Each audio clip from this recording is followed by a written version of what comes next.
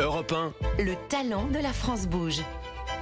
Nathan, vous avez 25 ans, vous venez du Havre. Oui. Et comment ça se fait que la start-up est née à Grenoble ? Parce que l'équipe, on s'est tous rejoints à Grenoble. Mais il y a un Bordelais, 2 Havrais, et un Grenoblois et un Cambodgien. Représentatif Voilà. de plein d'endroits de la France. Vous souhaitiez devenir éleveur avant de vouloir être architecte ou avocat. C'était d'être éleveur de cochons.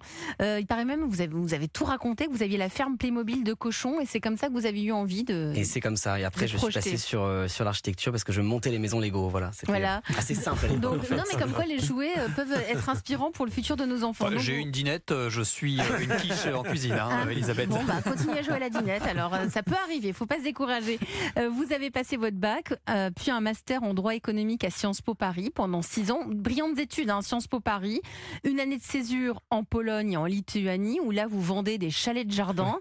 Et ensuite, vous vous dites, c'est pas suffisant, je vais intégrer HEC pour un master en entrepreneuriat. Donc, cet entrepreneuriat, lancer sa boîte, c'est quelque chose qui vous titillait. Ça me titillait et en fait j'étais parti dans le milieu des avocats et c'était pas assez hands-on comme on l'appelle, donc on n'avait pas l'impression de faire des choses manuellement utiles et j'avais pas d'impact. Je me levais pas le matin en me disant waouh, c'est génial, je vais faire une convention d'associés. Là voilà, j'ai l'impression d'être plus utile le matin. Donc vous rencontrez Alice, Quentin, Nicolas et Loïc à HEC ? Du tout. Alors Loïc et Quentin ont passé les études depuis quelques années. Alice, on se connaît du Havre et Quentin, on se rencontre par une plateforme. Donc vous vous rencontrez, le Covid arrive, là on s'aperçoit que c'est compliqué, les fermiers ne peuvent pas tout faire, notamment pour vendre les produits laitiers. Vous décelez un problème. Il y a un vrai problème, c'est qu'on se rend compte pendant le Covid qu'il y a des fermes à côté, qu'on peut manger local, on voit que les chaînes traditionnelles elles dysfonctionnent. Et là, il y a des distributeurs de lait cru qui apparaissent un peu partout. Alors aujourd'hui, il y en a un peu moins. Mais à l'époque, tout le monde voulait aller chercher son lait cru. Il y avait des reportages sur ça. Quand lait cru, c'est le lait, la bouteille de lait. Le lait de la ferme, vraiment, les gens allaient à la ferme à nouveau et voyaient qu'il y avait des terres agricoles à côté. Et en fait, le problème, nous, c'est que actuellement, pour aller à la ferme, il faut du temps, il faut se déplacer, il faut aller chercher à chaque fois quelques produits. Donc on a voulu résoudre tout ça avec la machine, l'atelier autonome. L'atelier autonome, c'est quoi ? Eh bien, vous allez nous dire ce que c'est concrètement. Vous avez 1 minute, Nathan, on vous écoute. C'est parti. Donc Fermino, on a conçu un atelier autonome de transformation laitière. Il est implanté directement à la ferme et il permet de transformer le lait en toute une gamme de produits. Ça va du lait pasteurisé jusqu'au fromage, en passant par la crème, le fromage blanc, le beurre, etc.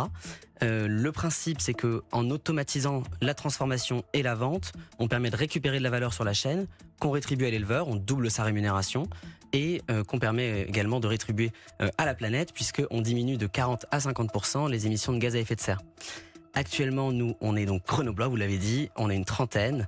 On a déjà eu un peu plus de 5 millions de financements, notamment France 2030. On parlait de la France tout à l'heure.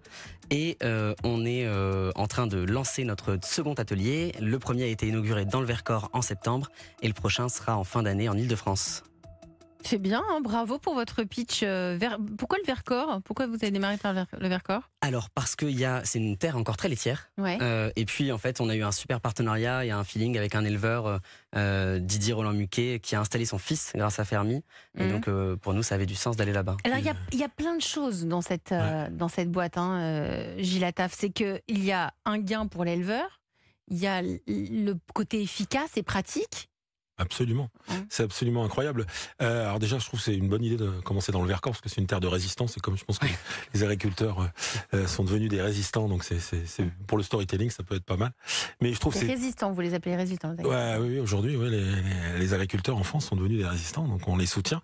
Donc je trouve ça plutôt sympa de le faire au départ dans le Vercors, mais non, je trouve que c'est absolument incroyable parce que ça apporte vraiment une nouvelle dimension et je pense que c'est totalement innovant dans l'industrie agroalimentaire et ce que porte Fermi aujourd'hui, je pense que c'est ce on va être obligé d'aller vers ces circuits courts, ces circuits directs qui font que les agriculteurs vont être en capacité de retrouver des revenus décents, ce qui n'est pas réellement le cas aujourd'hui. Et moi, je soutiens et je suis très admiratif de ce projet de machine autonome. J'ai plein de questions, mais on y reviendra. Mais vous pouvez y aller tout de suite. C'est un atelier autonome, donc ça veut dire qu'il va transformer le lait en du yaourt, du fromage, des crèmes fraîches, de la glace, du fromage blanc.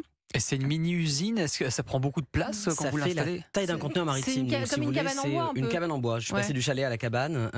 Et donc, c'est une cabane qui fait 6 mètres sur 2 mètres 50. Ça fait 14 mètres carrés, en fait. À côté du lieu de traite. Juste à côté du lieu de traite. Le but, c'est de transformer le lait encore à chaud.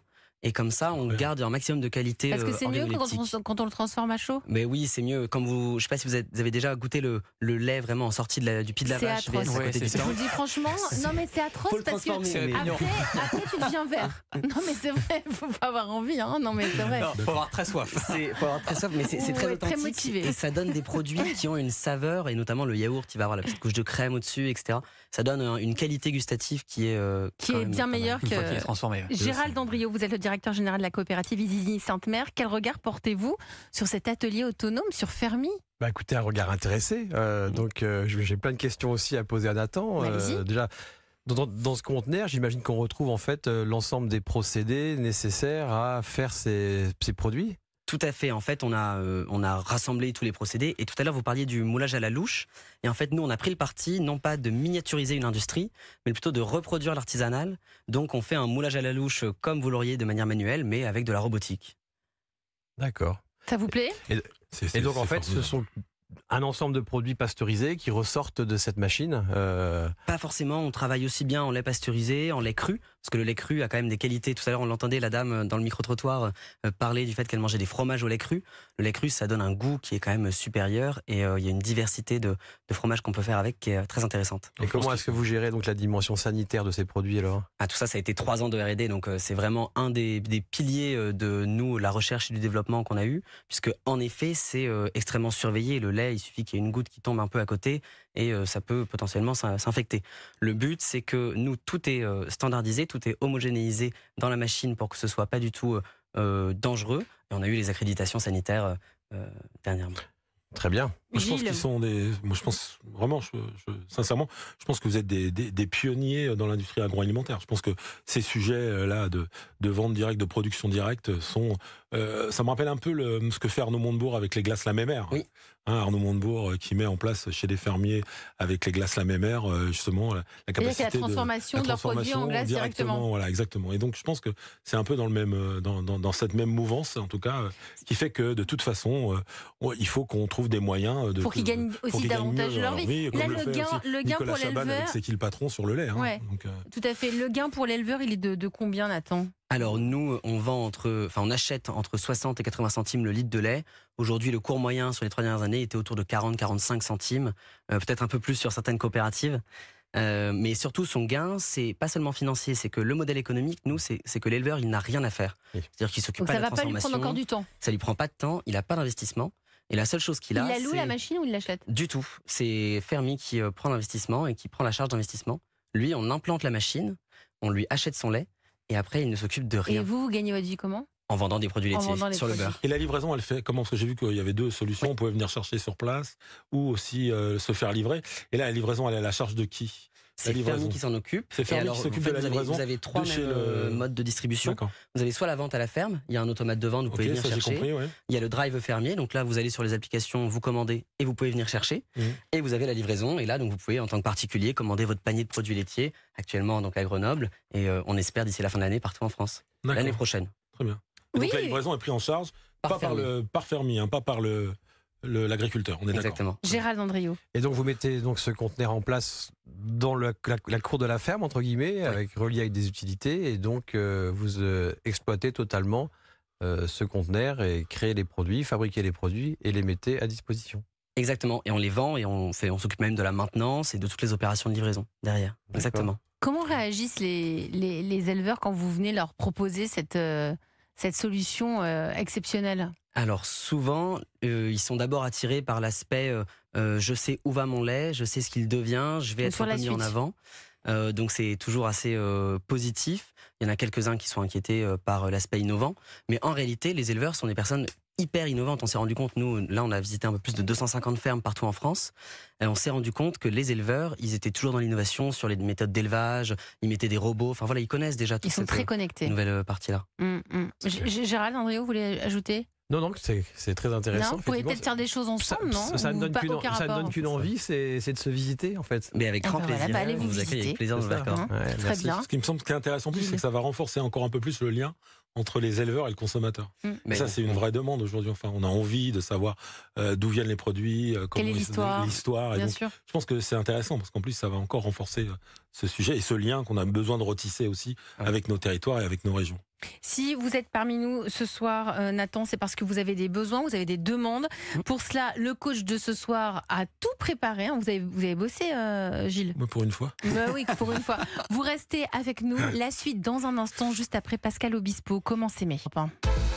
Europe 1, la France bouge. Elisabeth Assayag. Mais évidemment qu'elle bouge cette France, on le voit à chaque instant sur Europe 1 du lundi au jeudi de 20h à 21h. Et ce soir, nous sommes avec Gérald Dandriot, directeur général de la coopérative Isigny Sainte-Mère. On parle du lait, du beurre ce soir, du lait infantile. Nous sommes avec Gilles Attaf, le coach de ce soir, fondateur de la marque Belleville et président de la certification Origine France Garantie, avec Benjamin Lévesque évidemment. Et ce soir, si Gilles est parmi nous, c'est parce qu'il va conseiller le talent de la France bouge, Nathan Fréré, le cofondateur et le co-dirigeant de Fermi. Donc Fermi, c'est des petites cabanes en bois que vous installez juste à côté des éleveurs, à côté du lieu de la traite, pour qu'ils puissent transformer le lait chaud, en yaourt, en fromage blanc, crème, kéfir, etc. Pour l'instant, vous êtes installé dans le Vercors et très prochainement en Ile-de-France. Et l'objectif d'ici un an, c'est d'en avoir Alors d'ici début d'année prochaine, une dizaine partout en France et une centaine à la fin de l'année suivante. une centaine. Et vous prenez tout en charge. Hein. Ça ne coûte rien Exactement. à l'éleveur et ça lui garantit un gain de revenus supplémentaires. Parmi vos besoins, vous avez besoin de recruter. Vous aimeriez doubler les équipes. Oui, tout à fait. On doit recruter là pour doubler les équipes de R&D. Ouais. Donc beaucoup d'ingénieurs. C'est un concentré vraiment de technologie cette machine. Hein. C'est beaucoup de robotique, d'internet des objets, d'intelligence artificielle. On contrôle tout à distance et tout est automatisé. Donc on a Donc besoin de bons d'ingénieurs, de financement. Vous avez besoin de combien? On lève 10 à 15 millions là sur un tour donc de financement. Ça a déjà démarré? On a commencé juste après l'inauguration du premier atelier et ça devrait se terminer début d'année prochaine. Et puisqu'on parle de financement, ça coûte combien à fabriquer cette petite mini-usine qu'on vient déposer Le chez prix n'est pas l'éleveur? public et il est supporté par Fermi. Pour l'éleveur, ça coûte 0. C'est tout ce qu'on divulgue. Pour l'éleveur, ça coûte 0. Et vous commencez seulement la commercialisation. Il faudrait aussi, je crois que vous aviez une question pour Gilles ce soir, c'est comment faire en sorte que les produits, on sache que ça vienne de Fermi pour nous, les particuliers. Parce qu'une fois qu'on va le chercher chez l'éleveur, comment je sais que vous êtes derrière? Alors vous avez un grand Fermi sur le cabanon, ce Ouais. qui peut vous donner un indice. Et ensuite, sinon sur le packaging, il y a toujours la marque Fermi qui est une marque. Vous avez le logo bio puisqu'on travaille avec des exploitants bio. Et vous avez le nom de l'élevage, son département et une gravure de la ferme. Seulement des exploitants Seulement des bio? exploitants bio. Pourquoi? Parce qu'on a un cahier des charges, nous, en contrepartie du prix payé à l'éleveur. Et c'est aussi ce qui nous permet de récupérer des gaz à effet de serre. Alors la France bouge, ce sont des conseils, c'est une main tendue vers des entrepreneurs comme vous. Et c'est le moment donc du conseil du coach avec vous, Gilles Attaf. Europe 1, Le réseau La France bouge. Gilles, Oui. alors quel conseil pourriez-vous donner à Nathan? Alors je sais pas, je trouve qu'il a l'air déjà bien, il sait où il veut aller. Enfin, je pense qu'il a des équipes en plus très performantes. J'ai vu un peu les associés, c'est du très haut niveau. Non, je pense qu'il y a vraiment des choses à faire en communication et notamment, je pense qu'il y a vraiment un gros sujet de sensibilisation communautaire parce que je pense que vous pouvez aller chercher des communautés pour vous faire connaître qui seront assez sensibles à ce type de projet. Et donc, je pense que pour faire connaître Fermi, il y a vraiment des leviers qui peuvent coûter pas trop cher et en plus il y aura une démarche d'éducation des consommateurs aussi, donc je pense que c'est assez pertinent d'aller chercher, voilà, dans un premier temps en tout cas des communautés qui peuvent vous aider à relayer. Vous êtes visible sur les réseaux ou ça n'a pas grand intérêt? Ça n'a pas encore grand intérêt. Ouais. On a un Instagram et un LinkedIn qui sont pas encore très alimentés. D'accord. Ça le sera un peu plus début d'année prochaine. Gilles? Oui, je pense que c'est essentiel. Moi, pour le financement, il y a une belle histoire à raconter. En tout cas, bon, j'imagine que vous avez besoin de personne, mais je vous donne juste quelques conseils. J'imagine que vous avez déjà conseillé, vous avez déjà approché la BPI. Je pense que vous cochez. Qui a même déjà financé le projet, donc c'est très bien. Mais effectivement, les fonds impact qui sont liés au territoire, il y a beaucoup de fonds impact maintenant qui sont sur le temps long aussi, parce que je pense que vous avez besoin de temps long, parce qu'en fait, vous êtes à la fois très innovant, donc sur la tech, et puis à la fois lié effectivement à l'agriculture. Donc, il faut trouver des fonds qui vous laissent le temps de mettre en place des projets, d'investir sur la R&D. Vous allez investir sur la R&D. Je pense que l'intelligence artificielle et notamment le temps réel, tout ce qui peut être maintenance prédictive en temps réel aussi, je pense que ça peut vous aider à avoir une meilleure compétitivité et des revenus beaucoup plus importants. Donc voilà, mes conseils sont liés surtout à ces deux sujets. Pour lever les fonds aujourd'hui, donc 10 à 15 millions d'ici la fin du premier trimestre 2024, ça a démarré. Qui est autour de la table aujourd'hui? Sans nous donner les noms, mais pour le moment, c'est en effet beaucoup de fonds d'investissement d'impact. C'est surtout du venture capital, donc des VC, qui vont être là parce qu'ils reconnaissent soit l'impact environnemental de la solution, soit l'impact social. On voit quand même une nouvelle génération de fonds qui vient aussi sur l'impact social et plus seulement sur les gaz à effet de serre. Allez-y.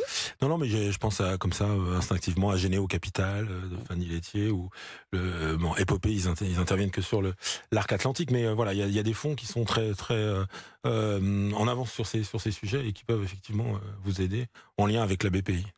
Gérald Andriot, que pouvez-vous conseiller à Nathan Fréré? Vous, ça fait 10 ans que vous êtes à la coopérative Isigny Sainte-Mère, vous êtes patron depuis un mois.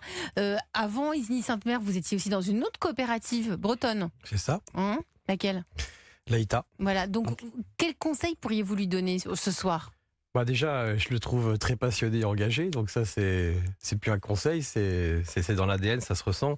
Je sens que dans tout ce qu'il fait, il est dans la recherche de l'excellence. Ça se traduit au travers de ses mots. Donc ça, à mon avis, c'est une bonne voie à continuer dans tout ce que tu fais, si je peux me permettre, effectivement, dans les partenaires, dans les salariés, dans les fournisseurs, mais même dans les clients. Choisir ses clients, c'est important.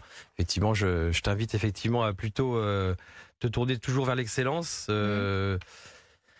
Évidemment, après, il y a la question des choix, des bons choix. Moi, j'avais une question par rapport à l'équipement. Comment est-ce qu'on choisit de mettre une installation dans une ferme ou dans une autre? J'imagine qu'il y a un point. Quels sont les critères? Et puis j'imagine qu'il y a finalement, on va pas parler de rentabilité, mais il y a un point mort, j'imagine, à un moment donné. C'est-à-dire qu'à partir de combien de litres de lait transformés, cette machine qui doit valoir, je sais pas, c'est entre 500 000 et 1 million d'euros, j'imagine bien. Combien faut transformer de lait par an pour que ça soit rentable? Alors, pour répondre à la première question sur les fermes, on va choisir des fermes donc bio qui sont proches des centres urbains pour pouvoir distribuer aussi autour de la ville et faire la ferme à la ville. Et qui sont d'accord aussi qu'il y ait du monde qui passe chez eux, puisque c'est pas donc faut qu'il y ait du passage. Voilà, il y a du passage. Il y a aussi une notion de communication, donc ils sont mis en lumière et c'est un vrai partenariat. Sur la deuxième partie, l'atelier en fait il transforme jusqu'à plutôt 1500 litres par jour. Donc voilà, nous plus on transforme, mieux on est. Et pour le point de rentabilité, en fait ça dépend beaucoup des produits et des types de produits qui sont sortis. Mais d'une manière générale, globalement, il faut qu'un. Je pourrais pas vous dire parce que selon un yaourt, un fromage ou autre, le chiffre aurait pas beaucoup de sens derrière. Qu'est-ce qui est le plus intéressant à vendre? Franchement, on peut parler. C'est quoi? C'est le yaourt? Est-ce que plus le lait est transformé, plus ça a une valeur? Alors ça dépend de plein de choses, notamment de ce que vous allez mettre dans votre yaourt ou pas. Quand vous allez sur des marchés par exemple de collectivité, c'est intéressant le yaourt parce que les enfants ils mangent tous les midis un yaourt à la cantine ou du fromage blanc. Le fromage c'est plutôt pour les familles qui vont manger ça en plateau de fromage, etc. Donc ça dépend aussi un peu de votre cible, de qui vous allez viser derrière. Et vous visez qui?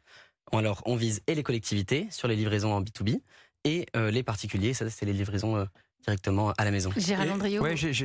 J'ai une question environnementale en fait liée à l'outil, puisque forcément en bon laitier comme tu es, donc quand on fabrique du beurre, on a du babeur, quand on fabrique du fromage, on a du sérum. Que deviennent ces coproduits dans cette machine? Alors il y a plusieurs possibilités. Et on en revient à l'élevage de cochons, vous pouvez directement aller nourrir les cochons avec ce qu'on appelle le lactosérum, qui est le coproduit. Donc ça c'est possible, on peut le mettre à la disposition de l'éleveur. Ou sinon, nous, on peut aussi le transformer en faire de la ricotta.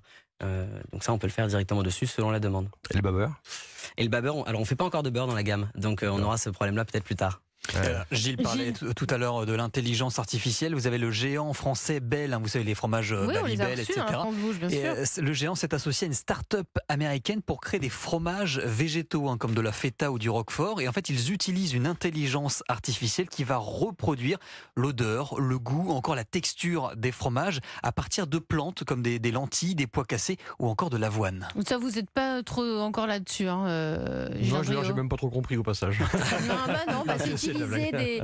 J'ai bien compris, non, Ouais, j'ai bien non, mais compris. non, vous voulez pas, vous fermez les yeux sur tout ça, mais Ah, pourtant je ça ferme- existe bien. Je ferme pas les yeux, il y a une tendance de consommation. Mais oui, elle est là, on peut pas l'ignorer. Effectivement, elle est là, mais moi, ça ne fait pas dans le modèle effectivement de notre entreprise, donc forcément, Donc, on met on y de est moins côté. attaché. Gilles, parmi les conseils, il y a aussi cette fameuse lancer des campagnes de sensibilisation. Vous pensez que c'est important pour éduquer les consommateurs sur les bienfaits des produits laitiers? Ouais, je pense que Il n'y en a c'est- pas assez encore? Je pense que c'est pas encore. Ouais, je pense que justement, en plus, il y a quand même cette mouvance aujourd'hui des produits À base de soja. à base de soja. Enfin, je pense qu'il de faut coco. reprendre la main sur le sujet des produits laitiers, là, cette fameuse campagne dont on parlait tout à l'heure, qui est de sensibilisation sur les produits laitiers.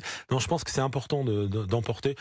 Pour qu'un produit fonctionne, il faut que tout le monde adhère et qu'on embarque le maximum de personnes. Et donc, il faut essayer de s'appuyer sur des communautés qui peuvent vous aider à la développer. Mais moi, j'avais une question quand même qui me taraude un petit peu. C'est comme vous parliez des proches des centres urbains pour avoir des. Est-ce que vous n'avez pas peur de mettre en péril aussi les petits commerçants par rapport à ce système de distribution, parce que c'est un vrai sujet aussi. Qu'ils soient mis de côté. Voilà, qu'ils soient mis de côté. Alors, Ouais, quels c'est une sont bonne les question. liens que vous pourriez Avoir Il y a peut-être quelque avoir chose avec à les petits faire commerçants. avec eux. Alors, on peut soit distribuer chez eux, ça c'est possible. Et D'accord. sinon, la deuxième partie de la réponse, ce serait, je pense que c'est pas les mêmes consommateurs qui vont chez les petits commerçants ou qui vont commander en ligne et se faire livrer. Ceux qui vont commander en ligne, c'est ceux moi, qui je déjà trouve n'ont pas. pas le temps d'aller chez les petits commerçants. C'est de plus en plus la mode. fait les deux, ouais, non on fait les deux. Vous cumulez? Ouais. Bah alors c'est, en tout cas, on pourra Non, ça distribuer s'étudie. chez eux. Ça Mais s'étudie. s'étudie.